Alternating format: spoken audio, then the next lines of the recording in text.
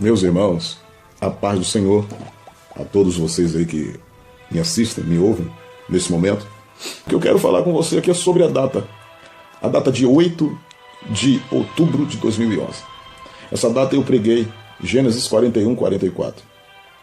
Quando Deus exalta a vida de José dentro do Egito, e ao ponto de Faraó dizer para José: olha só que hoje eu estou lhe dando o Egito nas suas mãos e que nenhum homem vai levantar nem os braços nem as pernas aqui no Egito, se você não me autorizar. E Faraó ainda diz mais: eu só serei acima de você alguma coisa no trono.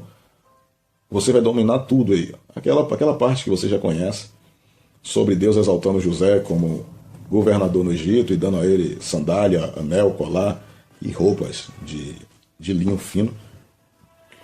E eu preguei essa mensagem em uma cidade onde a pastora, o pastor, e eu não vou dizer o nome por questão de ética, havia me prometido certa quantia, havia me prometido vender alguns DVDs meu. E como eu tinha recém-chegado da Suíça, estava pregando nas ilhas, pregando em cidades do interior, em vigílias, que eu sempre amei ministrar em vigília, eu estava muito feliz e pensando: eu vou fazer o que Deus quiser, Deus vai ver o que Ele vai fazer aí. Irmão, preguei, passei do horário, 45 minutos, ela me pediu o microfone, tudo bem, passei o microfone, foi uma benção, um galpão enorme. Eu penso que eu nunca preguei para tanta gente como tinha naquele galpão naquele dia. E tinha muita gente mesmo, e eu fiquei muito feliz.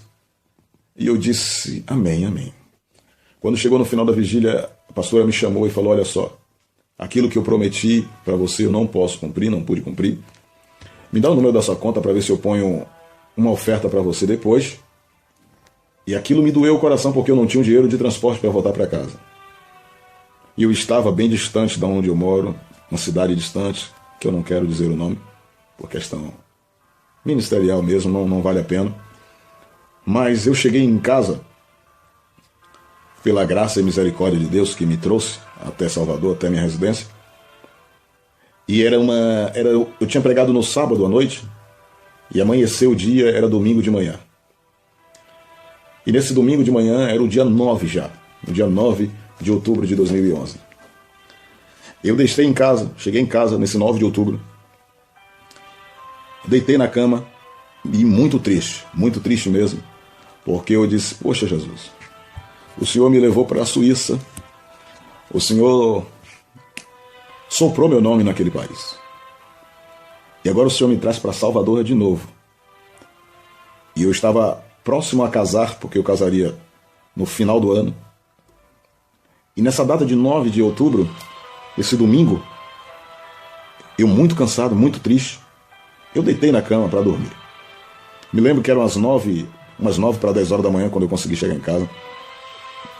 E dormi bastante. E só levantei em torno de 2, 3 horas da tarde. Levantei e fiquei pensando: mais tarde eu vou para a igreja, porque era um domingo, e como meu pai é pastor em Salvador, eu disse: eu vou na igreja lá que meu pai é pastor. Só que pensei comigo: meu pai vai me botar para pregar. Bom, eu vou dormir de novo, vou comer alguma coisa, vou dormir, e mais tarde eu vejo se dá para eu ir, ou se não dá para eu ir, se dá para eu não ir, se eu não vou. E fiquei, irmão. Dormi e esperei o que ia se suceder. Esperei o que ia acontecer. E como eu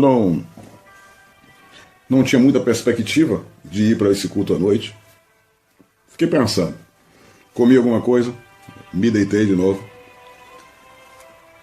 E tive um trabalho para pegar no sono de novo. Mas estava muito angustiado, o coração muito triste, triste mesmo, decepcionado com o ministério que Deus me deu, a chamada para pregar. Confesso que pensei em desistir de ministrar a palavra. E nem força para orar eu tinha, já estava pernoitado da vigília. E só me vinha no pensamento: eu não nasci para ministrar, para fazer a obra. Eu penso que isso é só coisa de fogo de palha, como o texto está dizendo, que com o tempo as obras se revelariam. Através do fogo ela seria revelada, se ela é de palha, de feno, de madeira, ou de ouro ou de prata. E pensei: o negócio é eu buscar o emprego e parar. Ir para a igreja simplesmente como um membro comum, Na época, então, eu era evangelista. E eu disse, eu vou ser o evangelista normal, vou ficar na igreja normal e vou ajudar meu pai em Salvador. Vou casar e vou ver o que é que vai acontecer da minha vida. E nesse mesmo dia, 9 de outubro, eu deitei, não me recordo a hora que eu deitei, mas eu dormi, consegui dormir, e eu me lembro que era 10 para as 8 da noite, quando eu me levantei, quando eu acordei.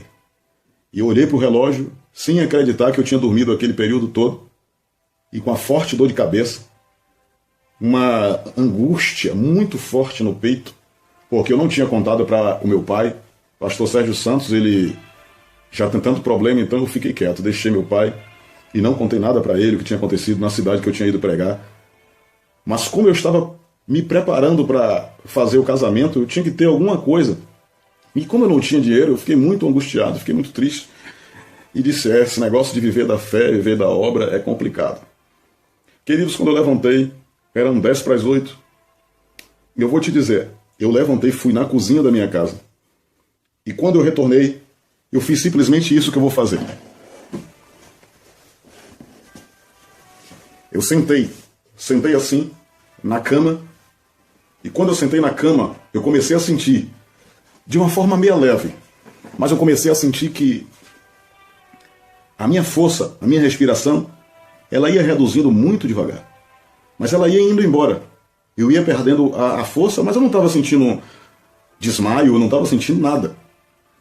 E eu estava sentado na minha cama, 10 para as 8 da noite, e da parede da minha casa, da parede que separa o quarto e o banheiro do lateral, eu via algo devagar saindo da parede. Era como se alguém viesse me pegar, estivesse pronto para me pegar, estivesse pronto para me receber. Então eu comecei a ver minha força desfalecer, mas eu não me angustiei, porque eu já estava com tanta dor de cabeça e já estava tão angustiado que eu imaginei que fosse simplesmente um sintoma dessa dor, que fosse simplesmente um sintoma dessa angústia. Então, nem tive como imaginar se era um delírio de febre ou alguma coisa, não tive nada. De repente, meus sentidos foram embora. Eu tenho absoluta certeza que aquele dia, ou eu tive uma parada cardíaca, ou eu tive um AVC, eu não sei o que eu tive, mas eu sei que, de repente, o meu espírito sumiu. E eu comecei a me ver de buço e subindo de costas para cima, alguém me pegando por aqui, pela minha pá, e como se estivesse me esticando para cima. Me esticando, e ao invés de eu ver a minha cama, ver o meu quarto, eu começava a ver de um lado barro, do meu lado esquerdo era só barro, um chão de barro batido, e do meu lado direito era ouro, brilhando como ouro. Era a junção de terra e ouro. O lado que tinha terra, que era barro, era muito bem aplanado, muito bem aplanado. Como se uma máquina tivesse passado por ali e deixasse muito bonita, muito bem arrumadinha. Não tinha um grão de poeira. Do outro lado, era ouro puro, brilhante. E eu não via o sol, mas eu via um reflexo como se tivesse do sol em cima da parte do ouro. Então ficava o ouro brilhando demais, ao ponto das minhas vistas não conseguir enxergar direito. E eu fui sendo abduzido, levado, subindo. Chegava um certo momento que sumiu toda a parte que era a terra. E ficou tudo ouro. E eu subia e eu não entendia. Aí um brilho ofuscava a minha vista. Porque tinha alguém me pegando por aqui, mas eu não conseguia contorcer o pescoço para ver quem estava me pegando pelas costas. E eu fui subindo. Chegou um determinado momento que eu já não ficava mais de buço ou de rosto para baixo. Mas agora eu ficava de pé e alguém me segurando, me sustentando por aqui, por debaixo, pelas minhas duas pá, esses dois ossos que a gente tem aqui nos braços. Alguém me sustentando com a mão só. Era como se eu fosse um pintinho, uma pena muito leve para essa pessoa que estava me sustentando. Que eu não conseguia ver quem era. Mas eu sei que era algo sobrenatural, algo muito lindo. Então, quando me levava pelas costas, eu saí dessa parte que tinha ouro brilhante e entrei em um lugar que eu não sei que lugar era aquele. Mas era um lugar, irmão, de muito barulho. Muito barulho. Mas o barulho que tinha lá, nesse lugar, que eu creio ser a metade dos céus, porque Deus não me disse que ali era o céu, mas nesse lugar tinha um barulho, irmão, que a minha alma estava muito feliz de estar ali. Eu estava muito contente de estar ali. E parece que eu tinha realizado todos os sonhos da minha vida, porque eu não sabia onde estava, mas eu sabia que estava muito bom ali. E de repente, esse ser que me segurava, ele começou a me levar como se eu fosse uma pomba, me levando, me guiando por uma cidade enorme, enorme, onde tinha muito brilho, cor de sol, como que o sol estava ali, eu não via o sol, mas eu via a iluminação muito forte. E nessa iluminação, irmão, eu via coros, e alguém cantava. E nesse coro que alguém cantava, eu começava a ver pessoas. E eu via as pessoas primeiro pelos pés dela. E os pés dessas pessoas estavam todos descalços. Eu via pessoas que eu congreguei quando eu era criança, em Alto de Cotos. Eu via irmãos que já partiram para a glória. Eu via pessoas ir cantando com uma caderneta na mão, um caderno na mão, como o grupo das senhoras antigamente cantava. E o coro que eles cantavam era um coro muito difícil de gravar, mas eu só lembrava do coro. Quando eu cheguei, eu só lembrava que a canção era glória, glória, aleluia, glória, glória, aleluia, glória. E isso ficava repetindo. Mas, irmão, enquanto eles cantavam, algo acontecia, porque passava raios na minha frente, em uma velocidade incrível, que não dava para eu ver direito. Mas não eram raios como a gente vê aqui na Terra normal. Era a forma de anjos passando correndo, seres que passavam em uma velocidade absurda, que eu nunca vi nenhuma nave, nenhum carro de Fórmula 1, ninguém nunca vai alcançar a velocidade daquela. Mas quando eles passavam, irmão, eles liberavam uma língua estranha muito diferente das línguas estranhas que tem aqui nas pessoas que são batizadas com o Espírito Santo e com fogo. A língua estranha que o anjo falava era como se fosse uma vitamina para mim. Quando ele passava, eu ouvia no fundo os irmãos louvando, e os anjos passavam na frente com uma velocidade tão grande, e eles largavam como se eles estivessem passando só para me dar alguma coisa. Passava e falava algo, passava e falava algo. E o mais interessante, eu não falava com a minha boca. Eu estava lá, mas a minha boca não funcionava. Tudo eu falava aqui dentro. Eu sentia bem aqui, debaixo da nossa caixa, onde está o nosso coração, aqui na entrada do nosso estômago. Eu sentia bem aqui. Quando eles passavam, era como se eles estivessem dizendo assim, eu não sei, mas era como se eles estivessem me rebocando uma parede, jogando uma massa na parede. Porque quando eles passavam, eu tinha um impacto muito forte. Eles passavam, eu sentia bum. Eles passavam e largavam a língua estranha, eu sentia bum. E eu confirmava falando em língua estranha, mas não com minha boca. Eu falava aqui dentro. Eu nunca vi uma coisa dessa. E eu dizia assim, aqui dentro, eu dizia assim, meu Deus, que língua estranha linda. Mas que unção esses anjos têm? E quem estava me segurando pelas costas, que eu não conseguia ver, falava comigo, isso é você que está sendo fortificado. Isto é eu que estou recheando o seu espírito, eu estou fortalecendo o seu espírito. E eu queria fazer assim com a cabeça para ver a pessoa. E eu não conseguia fazer nem 2 graus, nem para a esquerda, nem para a direita. Os meus olhos estavam limitados a virar. Nós aqui na Terra, né, nós viramos assim, ou então vemos o fundo lá. Lá não conseguia ver. Quando eu ia tentar ver, tinha um pano, um tecido branco que ficava aqui, parecendo que a mão dele estava aqui, e o tecido branco atrapalhava de eu ver. E eu muito curioso, querendo ver, mas eu só via um pano, um certo pano. E na hora que eu virava para ver cá, o pano passava para o lado de cá. Então, se eu virasse o rosto, independente do lado que eu virasse, esse pano estava tapando a minha visão. E eu saí dali e ele começou a me subir mais. E ao invés de eu ver agora os irmãos através dos pés, eu agora vi os irmãos através da cabeça. E era como se eu estivesse em um nível mais alto e eu começava a observar tudo naquela cidade. Mas, irmão, quando eu digo observar tudo, eu observava apenas um brilho enorme de luz no lugar.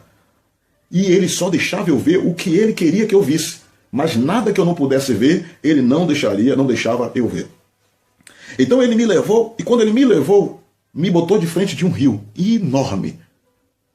Eu digo que é um rio, mas eu mesmo nem sei definir o que é. Porque era um lugar enorme, muito grande. Aonde tinha, irmão, uma água azul cristalina.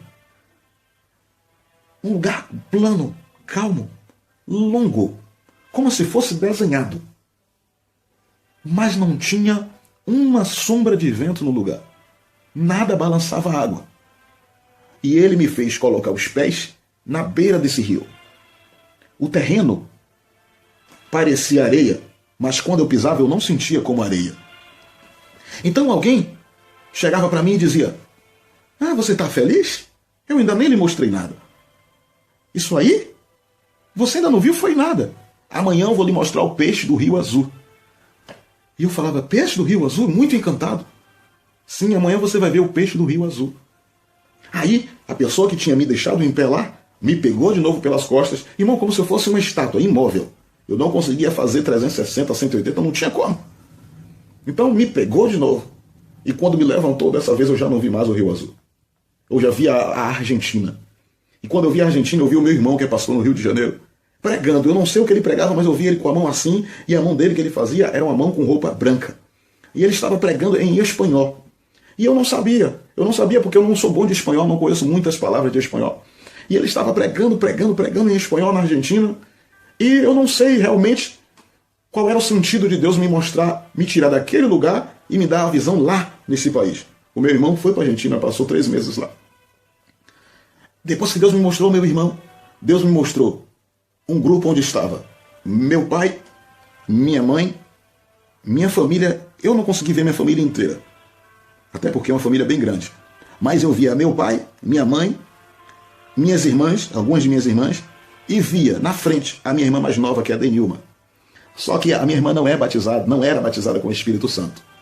E ela falava uma língua, irmão, muito forte, de muita autoridade. Uma língua que eu não tinha visto ainda na terra. E era a mesma língua que os anjos passavam e falavam. Passavam e falavam. Porque no céu, irmão, eu até quero abrir uma aspas aqui para dizer para os irmãos que imaginam que o céu é sem barulho, que é muito educado. Se você não se preparar aqui na terra, você não vai poder ir para o céu, não. Porque é um barulho, irmão, que só quem é espiritual para sentir, para gostar. Eu estava lá e cada grito, cada júbilo, eu só não ouvia aquele júbilo de santo, santo, mas eu ouvia júbilos de glória, de louvor, de adoração. Irmão, o céu é uma adoração intensa, imparável. E esses anjos passavam. E quando eles passavam por cima do grupo que estava louvando. E a minha irmã tomava a frente assim, dava uma palavra de autoridade. Era como se ela estivesse dizendo: vai em frente. Eu não sabia o que ela falava, mas era como se ela estivesse dizendo: vai em frente, continue, continue, continue. Os olhos dela brilhavam com uma firmeza, uma segurança que passava para mim. Eu dizia: meu Deus, que coisa linda. Então esse homem me pegou de novo pelas costas e passou por cima de tudo. E quando passou por cima de tudo, eu vi, irmão, um muro do lado esquerdo aqui. Eu vi um muro enorme, rodeando a cidade inteira, murando a cidade inteira. E o brilho dos olhos, o brilho do sol nos meus olhos, começava a me ofuscar. E eu ficava eu começava a ficar sem saber o que falar, eu não conseguia mais nada. Irmão, eu começava a derreter por dentro. Porque é uma glória tão maravilhosa, irmão, tão gostosa, que não dava para eu entender mais. Era como se minha mente tivesse sumido. Era como se meu cérebro tivesse sido arrancado e eu só via brilho, brilho, brilho, brilho, brilho. E ele me levava em alta velocidade, me segurando aqui nas costas, e eu flutuando, flutuando. E ele fazia como se eu fosse uma vassoura, para lá e para cá. Aleluia. Para lá e para cá. E quando ele fazia para cá, eu não sentia nada, mas quando ele voltava, irmão, eu me sentia fortificado. Eu me sentia tão bem. Eu me senti tão bem, tão bem, tão bem, que era como se eu tivesse perdido todos os meus sentidos lá no Espírito. Eu estava navegando de uma forma tão linda, irmão, na presença, naquele sentimento de glória que eu tinha ali, que eu queria estar ali pro resto da minha vida. E ele me sacudia, era como se eu estivesse me renovando, me enchendo de novo. Para lá e para cá, para lá e para cá. E chegou uma hora que ele parou de frente a uma tela. E a tela estava escrito embaixo assim, REC, como que estivesse gravando um vídeo. E nessa hora que ele me botou na frente da tela, ele me paralisou de novo, da mesma forma que eu fiquei paralisado na frente do rio. E na frente dessa tela, irmão, vinha um monte de vultos. Se abria um telão, um mundo inteiro. E era como se eu pudesse dali ver o planeta inteiro. E via muitos vultos pretos vindo. Muitos vultos vindo parecendo caveira. Vinha como se forma de caveira. E vinha correndo e um vinha com um fuzil. E saía matando outro vulto. Depois vinha uns com a faca, mas a gente não via a faca correta, a gente via o vulto da faca. Eu sei que eram sombras, Eram vultos negros que vinham se contorcendo, e você só via eles matando, eles fazendo algo para matar, destruindo, matando. E quando ele vinha, outros caíam. Eles vinham derrubando e tinha um monte de vulto preto caído no chão. E esses vultos pretos vaziam um monte enorme, enorme, enorme.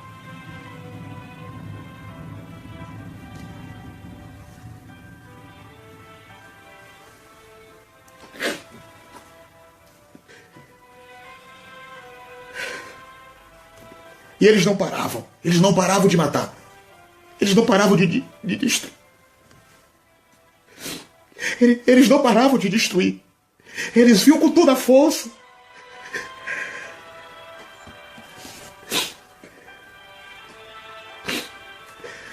Eles não paravam. E eles não se conformavam enquanto eles não matavam. E batiam, até aquele que estava parado, parar de se balançar. E quando parava de se balançar, eles iam. E vinha mais. Em alta velocidade. Era como se você visse todas as pessoas que estavam morrendo naquele momento. No mundo inteiro. Todos os vultos. Todas as almas que estavam morrendo. E eu pensei comigo, por dentro de mim. Será que ali é o inferno? E aquela voz falou aqui para mim. Não, aqui não é o inferno. Isso não é o inferno. E de repente, irmão, ele me permitiu. Ele levantou um pouco o lenço. A aba do seu vestido. Ele me permitiu ver. E tinha uma cadeira, irmão. Uma cadeira do lado esquerdo. Aonde a tela estava aqui na minha frente.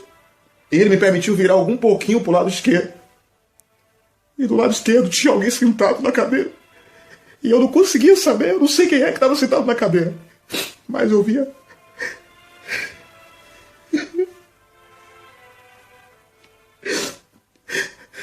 Eu tenho que contar isso.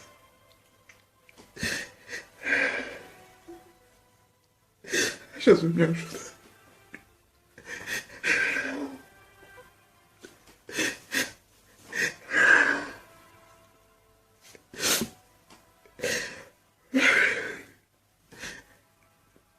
Na cadeira tinha alguém sentado. E isso aqui era muito branco. Tinha muita luz branca assim em volta. E a mão dele estava sobre o rosto assim. E ele virava em direção à tela. E quando ele olhava para a tela, ele chorava. Ele olhava em direção à tela. E era como se ele estivesse dizendo a mim: eu estou chorando por causa dessas pessoas que estão morrendo. Era como se ele estivesse dizendo para mim: faça alguma coisa. Irmãos, ele estava me dizendo que aquilo não estava agradando ele, que eu tinha que fazer algo, que eu tinha que fazer alguma coisa para mudar a história. E ele começava a chorar. Mas o choro dele, irmão, ele fazia... Era um choro comprimido, irmão. Era um choro retraído. E a tela saiu da minha frente. Como se alguém tivesse tirado da minha frente com ira.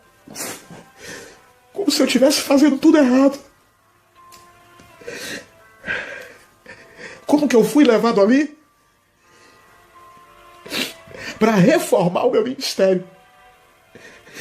Para me ensinar que o objetivo do chamado de Deus era resgatar vidas, almas. Enquanto eu estava fazendo de outra forma, achando que eu estava fazendo certo, aqueles vultos estavam matando muitas almas. Tinha muita gente morrendo. Eu me senti cobrado. Eu me senti, irmão, como que eu estava olhando para a minha vida pessoal, estava olhando para a minha história, que eu tinha sofrido muito. Eu estava olhando demais para o meu umbigo e pensando: quando que Deus vai mudar a minha história? Quando que Deus vai fazer isso na minha vida? Quando que Deus vai me exaltar, como os irmãos dizem aí hoje? E eu tinha esse pensamento, eu tinha esse espírito de que Deus ia exaltar meu nome, minha vida, meu ministério. Ele fez, ele tem feito isso. Mas isso estava mais entregado em mim do que o amor a vidas. E na hora que aquela tela saiu da minha frente com velocidade, eu voltava a ver o brilho no rosto, o brilho do sol no meu rosto. Mas eu via que ele continuava chorando. E esse choro, irmão, eu ouço até hoje. De repente, eu olhando para aquela cena dessa pessoa chorando, sentada na cadeira, eu estou vendo como se eu estivesse na galáxia, voando, como você vê ali nas reportagens que a NASA envia e tal. Mas eu vinha descendo por muita bola de fogo subindo, muita bola de fogo. E eu pensava aqui dentro de mim, isso deve ser a oração dos irmãos que está subindo, a oração dos crentes. E aquele que estava me trazendo, me levando, me disse assim, falou comigo aqui. Disse, não, isso aí são almas que, através do choro daquele que está ali sentado no trono, ele conseguiu resgatar, ele conseguiu trazer para cá. Então isso são almas salvas. Os vultos que você viu caindo são almas que estão morrendo. E os vultos que você viu matando são demônios se incorporando em almas para destruir, para matar, para tirar a vida. E eu vim descendo, um monte de bola subindo, e eu passando por dentro dessas bolas de fogo, bola pequenininha de fogo subindo, e a velocidade aumentou. Quando eu vim cair para a terra de novo, eu estava sentado no mesmo lugar que eu tinha sido tomado. Só que não era mais 7:50 da noite do 9 de outubro de 2011.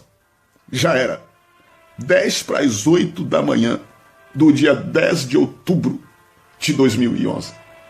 Ou seja, já era 7:50 da manhã de segunda-feira. A porta da minha casa estava aberta. Ninguém entrou. A janela do meu quarto estava aberta. Ninguém entrou, ninguém saiu, nem entrou, nem mexeu. Eu fui para o fundo, as luzes todas acesas, e eu estava sentado da forma que eu fui tomado. Ou seja, de 7:50 do dia 9 de outubro de 2011 até 7:50 da manhã do dia 10 de outubro de 2011, eu não passei na Terra. Imagine que todo esse tempo, ou seja, 12 horas de relógio, eu passei sentado, o meu corpo sentado na beira da cama. Irmão, e quando eu voltei, que eu olhei para o relógio, eu pensava que eu estava lá no céu ainda, porque era um horário muito distante do horário que eu fui tomado. Era noite quando eu fui tomado. E eu não estava deitado na cama, eu estava sentado. Então eu saí disparado pela rua. E saí pregando para desviado, saí falando para todo mundo, volta para Jesus, volta para Jesus. E um irmão disse, não, irmão, você foi arrebatado, isso é normal, já aconteceu já com muitas pessoas. Calma, você foi... Eu estava muito nervoso, eu queria ganhar todo mundo para Jesus, eu queria pregar e para todas as almas aceitar Jesus naquele momento. Irmão, o sentimento que eu voltei para a terra, eu não sou mais a mesma pessoa. No dia 9 de outubro de 2011, o pastor Sérgio Júnior foi transformado em uma nova pessoa. Eu tenho certeza que o dia 9 de outubro de 2011 foi o dia em que estava marcado para eu morrer. Mas Deus aproveitou a experiência e me levou para que eu entendesse o que é ministério verdadeiro e qual é o desejo dele de verdade para a igreja. E nesses dias, irmãos, eu tenho visto uma deturpação do evangelho, uma deturpação dos pastores, cada um buscando para si, todos querendo de alguma forma ganhar, sair bem na história, e esquecendo que o objetivo nosso, irmão, são almas para Jesus, são almas para o reino de Deus. Irmãos, eu estou aqui contando para você o que aconteceu comigo, porque eu não sei o que vai acontecer, até quando o Senhor vai me permitir estar na terra. Mas de 2011 até a data de hoje são 14 de novembro de 2014. Fiz 3 anos, no dia 9 de outubro fizeram 3 anos. E o Senhor tinha me dito, é o ano do Pai, o ano do Filho e do Espírito Santo. Você vai esperar 3 anos e depois você vai contar esse testemunho. E eu estou aqui para contar para você, que tem ministério, que tem chamada, que não entende o porquê, que está passando por lutas, por provações. Continue, o objetivo é a alma. Continue fazendo a obra de Deus. Deus não te esqueceu. No momento certo você vai ser revelado, Deus vai revelar a você o porquê de tudo, para o seu ministério ser desenvolvido. Mas, por favor, irmão, continue fazendo a obra de Deus. E saiba, o objetivo é a alma, irmão. O objetivo é buscar vidas para o Senhor. Irmão, não navegue pelo orgulho. Não navegue, não entre nessa linha de querer que seu nome seja honrado, que a sua família seja honrada, exaltada. Irmão, não queira estar aparecendo no Facebook, não queira estar aparecendo nas redes sociais como que você é o tal, é o fulano de tal. Isso Deus faz também. Mas o objetivo, irmão, é alma para Jesus. Eu queria deixar você consciente de que o que o Senhor quer de nós é que nós ganhamos alma para Ele. E a gente está se perdendo. As igrejas estão se perdendo. O orgulho está entrando na igreja. E muitas almas estão perecendo.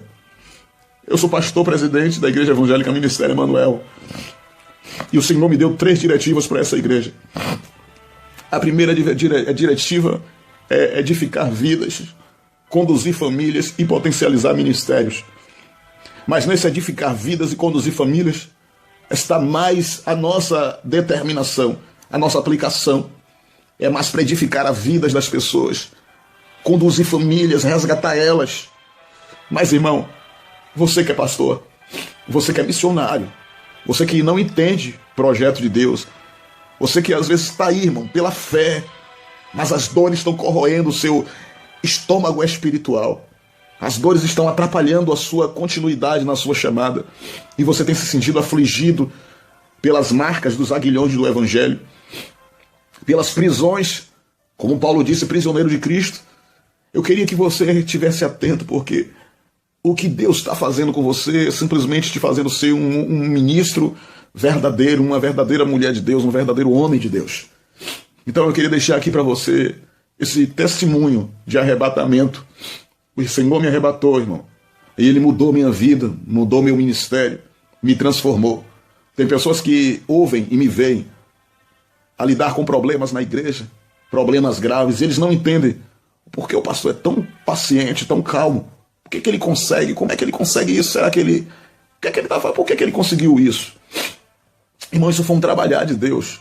Foi nesse dia que eu consegui, que Deus transformou minha alma, meu caráter, meu ministério. E eu creio que Deus ele vai arrumar uma forma de fazer na sua também. Eu queria te abençoar em nome de Jesus Cristo. Queria dizer para você, não desista, irmão. Não desista de forma alguma. Continue fazendo a obra de Deus. Não deixe que nada venha abater você. Como eu estava angustiado. É normal que a gente se angustie, se entristeça. Mas, por favor, não para.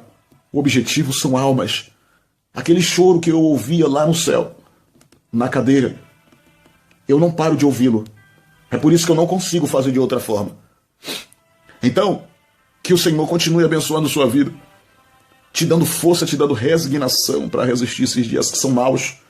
Os últimos dias que a igreja está vivendo são dias calamitosos, dias que as intempéries têm tomado conta, derrubado muitos pastores, dias onde a apostasia se aumenta a cada dia, mas também são dias em que o Senhor preparou para resgatar almas, e Ele vai usar você, Ele vai usar a sua família.